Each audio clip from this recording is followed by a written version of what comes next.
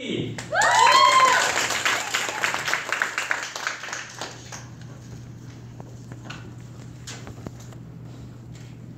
all losing something. In fact, we can never stop the fact, we can never deny the fact that we're always losing something. And for years, I have cried for it. I have tried to deny it. I'm so familiar with the feeling of losing something. And the most important thing that we all lose is time. I'm so familiar with it. In fact, I can trace it back to when I was 9. It was my 9th birthday. I had a great dinner with my family. I received a lot of presents that I was so happy for. There was a delicious birthday cake for me, for sure. And I was so happy, so surprised, until I thought to myself, this is my 9th birthday. My 9th birthday. How many years are there for me left for me to celebrate my future birthdays? I was only 9. I was only 9. I didn't know much about death. I didn't know much about future. But I did experience grief. I did experience bereavement. It's the feeling of losing my loved ones, like my grandfather. So I knew it very well when I was 9. So I was so scared.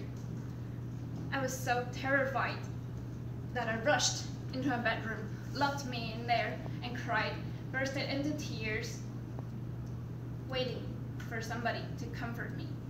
But nobody could do so. That was the feeling that I could just overcome it by myself. Even today, my parents still joke about it. They mention it as a joke because they thought that it was very interesting for me to think about death in such an early time, think about the loss of time when I was just 9. But serious, what were they joking about? That wasn't a feeling that you can joke about, right? Yes. That was so painful that it keeps me awake every single night because loss of time is something that is so serious that we can never deny. See? That's 3 seconds past.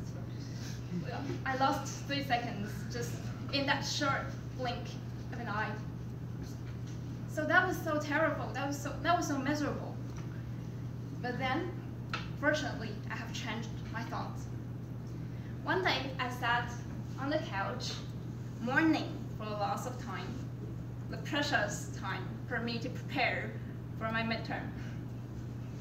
And then I glanced at the poem written by Robert Frost. The last part of it was, the present is too much for senses. It's too crowded. So I thought to myself, it's too much for the senses. The present is too much for the senses. That's what my feelings are. I'm so eager to mourn for the future, to mourn for the loss of time, without staying in the present. What am I doing? I'm staying in the present. I have time, but I'm wasting it by losing it, mourning the time, the loss of time. That was just a waste. I should stop it. So then I never thought a second passed as a second lost. Now I think a second passed as a second fulfilled. Because for every day, I do something that makes me a better person. For every day, I gain some experience that makes me better. Now I'm standing here delivering my speech. While I'm doing so, time is passing. But that is not a waste, because someday in the future, when I look back on today's speech, I should understand how this speech made me better. So that's what I think now. And I found that there are so many kinds of loss that are just like this. We lose time, we lose money, and for the loss, we think that it's just loss, completely lost on the surface. But when we take a closer look at it, we'll find that it's not just losing something. It is not. We're gaining from it. We're gaining the experience that makes me better, that makes us better. We're gaining the memories that we will never forget, whether it is painful, it is sweet, it is whatever it is.